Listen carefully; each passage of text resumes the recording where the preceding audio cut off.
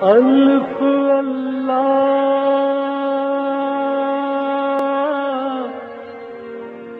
چمبے دی بوٹی میرے من وچ مرشد لائی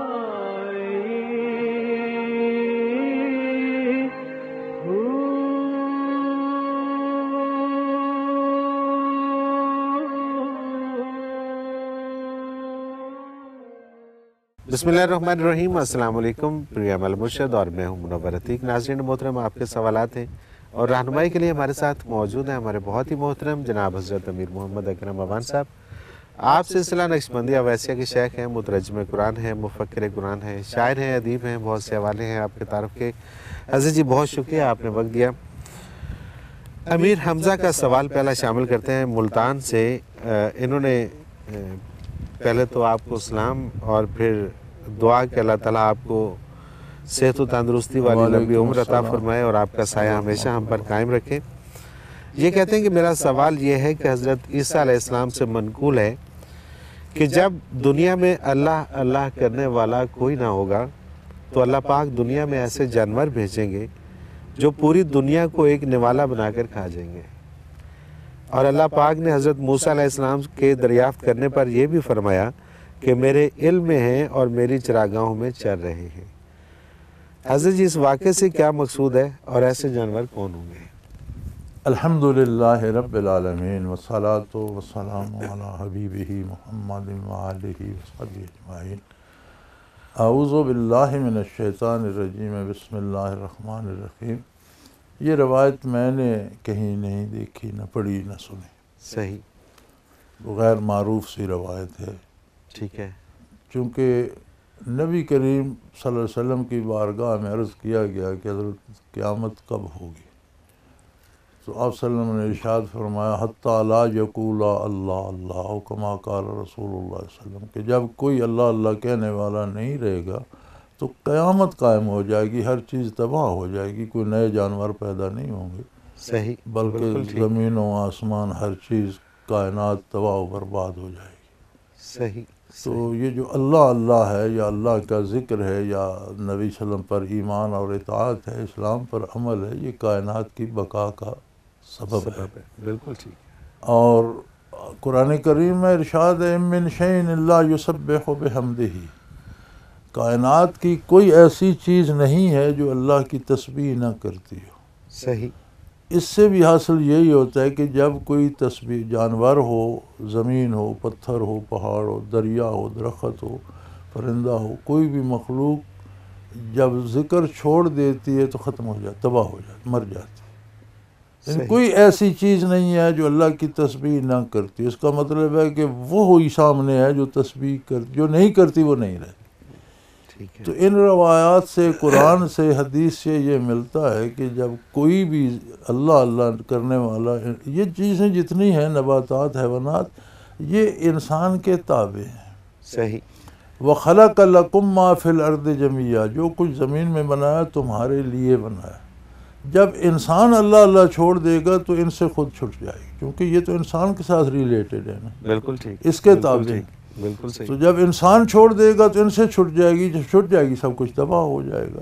صحیح۔ تو یہ جو انہوں نے فرمایا ہے یہ میں نے کہیں دیکھا پڑھا نہیں ہے۔ بالکل صحیح۔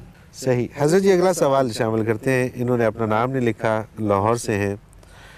یہ کہتے ہیں کالا جادو کی کیا حیثیت ہے، اور یہ لوگ جو کہتے ہیں کہ اس گھر پر اثر ہے یا اس کے افراد پر اثر ہے، یہ اثر کیا ہوتا ہے اور اس سے نجات کے لیے کیا کرنا چاہیے؟ ایک تو بڑی عجیب بات ہے، یہ کوئی میں نے کبھی کوئی اور رنگ نہیں سنا کہ اس پر سرخ جادو ہے، اس پر پیلا جادو ہے، اس پر سفید جادو ہے۔ صحیح۔ جب بھی سنتے ہیں کالا ہی سنتے ہیں۔ ٹھیک ہے۔ شاید اس لیے اسے کالا کہتے ہیں کہ لوگوں کو نقصان دینے کے لیے کیا جاتا ہے۔ جادو بنیادی طور پر کچھ کفریہ کلمات جو شیطان لوگوں کو القاء کرتا ہے تو وہ پڑھتے ہیں، تو وہ شیطان کوشش کرتا ہے کہ انہوں نے جس کو ایذا دینے کے لیے پڑھے ہیں اسے کچھ نہ کچھ تکلیف دی جائے، اس سے ان کا ان پہ اعتماد مکمل ہو، پھر یہ دوسرے لوگوں کو بھی گمراہ کریں گے، خود بھی کفر میں مبتلا ہوں گے، دوسروں کو بھی کافر کریں گے۔ صحیح تو اس طریقے سے جادو سے آگے تکلیف ہوتی ہے، لیکن جس پر جادو کیا گیا اس میں قوت دفاع ہو، بالکل ٹھیک، وہ اللہ اللہ کرتا ہو، باوضو رہتا ہو، پاک رہتا ہو، حلال کھاتا ہو، باقاعدہ نماز روزہ کرتا ہو، تو اس میں ایک قوت دفاع ہوتی ہے۔ صحیح، وہ جس طرح بحری جہازوں پہ آج کل ایک طے لگا دی جاتی ہے نا، ربڑ کی قسم کی کوئی چیز کہ باہر سے گولا آ کے لگے تو بجائے جہاز کو نقصان دینے کے اس سے جمپ کر کے واپس جا پھٹتا ہے۔ بالکل ایسے ہی، تو اگر آگے مقابل ایسا بندہ ہو تو جادو واپس جا کر جادو کرنے والے پہ پھٹتا ہے۔ اور میں نے ایسے لوگوں کو دیکھا ہے جو اپنی جادو کی وجہ سے ذلیل ہو گئے، رسوا ہو گئے، بیمار ہو گئے، تباہ ہو گئے، کیونکہ جس کے لیے کر رہے تھے اس میں تو قوت دفاع تھی، وہ جتنا کرتے تھے واپس ان پہ لوٹتے۔ یہ تو میں نے دیکھا بھی ہے۔ سبحان اللہ، اس کے لیے آپ اللہ کا ذکر کریں، حلال کھائیں، پاک رہیں، سچ بولیں، دین پر عمل کریں، تلاوت کریں، درود شریف پڑھیں اور نیکی کریں، تو آپ میں قوت دفاع آ جائے گی۔ جادو جو آپ پر کرے گا وہ خود پریشان ہوگا۔ بالکل صحیح، بالکل صحیح۔ اگلا سوال حضرت شامل کرتے ہیں، بلال حیدر ہیں پنڈی بھٹیاں سے۔ یہ بھی کہتے ہیں جی کہا جاتا ہے کہ شیخ کی توجہ تو تمام سالکین پہ یکساں برستی ہے، لیکن اسے ہر سالک اپنے استعداد کے مطابق جذب کرتا ہے۔ حضرت جی ہم اپنی استعداد کس طرح بڑھا سکتے ہیں، اس کے لیے کیا کریں؟ اللہ کریم نے انسان کو مکلف بنایا ہے، آپ کو اپنی استعداد کو سیکل کرنا ہے، پالش کرنا ہے، صاف کرنا ہے۔ آپ ایک چیز آئینے میں اتارنا چاہتے ہیں تو آئینہ صاف ہونا چاہیے نا۔ صحیح، آئینے کو زنگ لگا ہوا ہے تو اس میں کیا اترے گا؟ بالکل صحیح۔ تو نبی کریم صلی اللہ علیہ وسلم کا ارشاد ہے کہ قرآن کریم میں آتا ہے کلا بل رانا علی کل، جو آپ کی بات نہیں سنتے ان کے دلوں کو زنگ لگ گئی ہے۔ اللہ اکبر۔ جب حضور صلی اللہ علیہ وسلم سے عرض کیا گیا تو آپ نے فرمایا کہ ہر چیز کے لیے پالش ہے، زنگ اتارنے کے بھی نسخے ہیں، لکل شیء سکالہ، ہر چیز کے لیے پالش ہے، سیکل کرنے والی چیز ہے۔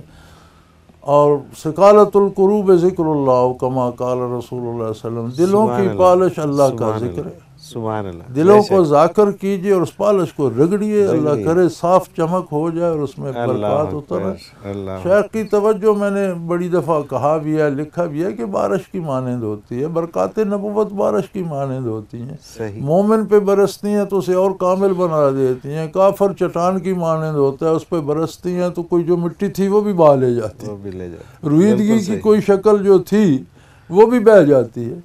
تو اسی طرح شیخ بارگاہ رسالت کا خادم ہے، اس کی توجہ دراصل برکات نبوت ہے، بالکل تو بارش کی مانند ہوتی ہیں۔ اب جیسی آپ کی کھیتی، جیسی زمین، جیسی تیاری ہوگی ویسی رویدگی ہوگی۔ بالکل صحیح، بالکل صحیح۔ عبیرہ ہیں پاک پتن سے، ان کا سوال ہے کہ براہ کرم میت باری کو ڈیفائن کر دیجیے۔ اللہ کریم ہر وقت، ہر آن، ہر جگہ موجود۔ بے شک۔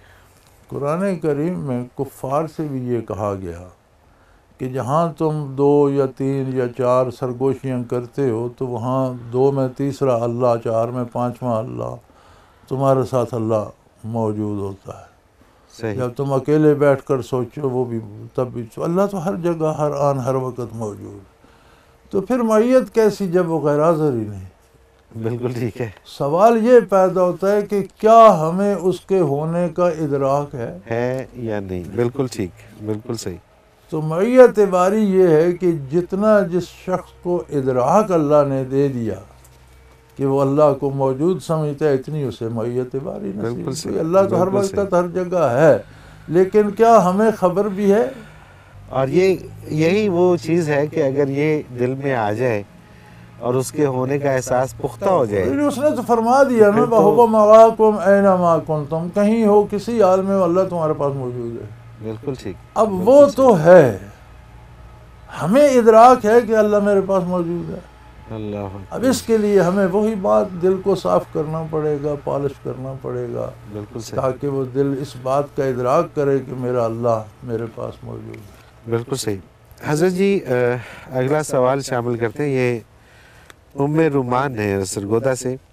ان کا سوال ہے کہ پچھلے دنوں جو زلزلہ آیا اس پہ خاصی بحثیں ہوئیں کہ یہ گناہوں کی سزا کی وجہ سے آیا ہے، اور کچھ لوگ کہتے ہیں کہ معمول کی زیر زمین تبدیلیوں کی وجہ سے آیا ہے۔ میں یہ پوچھنا چاہتی ہوں، کیا طوفان، سیلاب اور زلزلے عذاب کی کوئی قسمیں ہیں یا محض موسموں کے تغیر و تبدل ہیں؟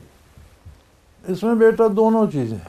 ٹھیک ہے۔ موسموں کا تغیر و تبدل بھی اس کے دست قدرت میں ہے۔ بے شک۔ وہ جب چاہتا ہے، جہاں چاہتا ہے وہاں تبدیلی کر دیتا ہے۔ دنیا کا ہر کام کسی سبب کے نتیجے میں ہوتا ہے۔ اللہ مسبب الاسباب ہے، سبحان اللہ۔ تو اس کے جمال جہاں آرا پر اسباب کا حجاب، ساری بحثیں ختم ہو گئی یہاں پہ آگے، اس کا حجاب ہے، وہ پردے کے پیچھے ہے، چونکہ براہ راست چیزیں اسے برداشت نہیں کر پاتی۔ سبحان اللہ۔ تو اس کا سبب کوئی بھی ہو سکتا ہے، سزا بھی ہو سکتا ہے، تنبیہ بھی ہو سکتا ہے، آگاہی بھی ہو سکتا ہے۔ اب یہ بھی ضروری نہیں کہ عذاب آئے تو وہ غریبوں فقیروں پہ ہی آئے، اور جو گناہ، اصل جو گناہ کے بانی اور گناہ کی طرف لوگوں کو لانے والے ہیں، وہ تو محلات میں بیٹھے عیش کر رہے ہیں۔ صحیح، بالکل صحیح۔ تو اس کے پیچھے بہت سی حقیقتیں ہوتی ہیں۔ ہو سکتا ہے جن کو کوئی اثر نہیں رہا، انہیں خدا نے رسی دراز کر دی۔ بالکل ٹھیک ہے۔ ہو سکتا ہے جن کو تکلیف ہوئی ہے، ان سے اللہ کی مراد ہو کہ تم تو توبہ کر لو۔ بالکل صحیح۔ اب یہ مراد الہی کیا تھی، اس کا سبب کیا تھا، یہ تو اللہ جانے، لیکن یہ قرآن کریم میں موجود ہے کہ جو بھی مصیبت تم پہ آتی ہے وہ تمہارے کردار کا نتیجہ ہے، اور اللہ تمہاری بہت سی خطائیں معاف فرماتے رہتے ہیں۔ ہر خطا پہ رد عمل نہیں ہوتا، تب تم دنیا میں زندہ ہو۔ اگر ہر خطا پہ گرفت ہوتی تو روئے زمین پر کوئی روح نہ ہوتا۔ بالکل، یہ تو قرآن کا فیصلہ ہے۔ بالکل صحیح۔ تو یہ دونوں بھی ایک ہی ہیں کہ اسباب بھی تو وہی پیدا کرتا ہے، موسم بھی تو وہی بناتا ہے، زیر زمین تبدیلیاں بھی تو اسی کی قدرت کرتی ہے۔ تو اب وہ کسی کے لیے توبہ کا سبب بن جاتا ہے، بالکل ٹھیک، اور کسی کے لیے مزید گمراہی کا سبب بن جاتا ہے۔ بالکل صحیح۔ اظہر جی ایک بریک پہ جانا ہے۔ ناظرین محترم، اگر آپ بھی اس پروگرام میں شامل ہونا چاہیں، اپنا کوئی سوال ہمیں بھیجنا چاہیں تو اسکرین پہ ہمارا نمبر موجود ہے، نوٹ فرما لیجئے 0333495521، اور اگر ہمیں میل کرنا چاہیں تو ای میل ایڈریس بھی اسکرین پہ موجود ہے، questions@almurshid.tv۔ ایک مختصر کمرشل بریک، اس کے بعد حاضر ہوتے ہیں، ہمارے ساتھ رہیے گا۔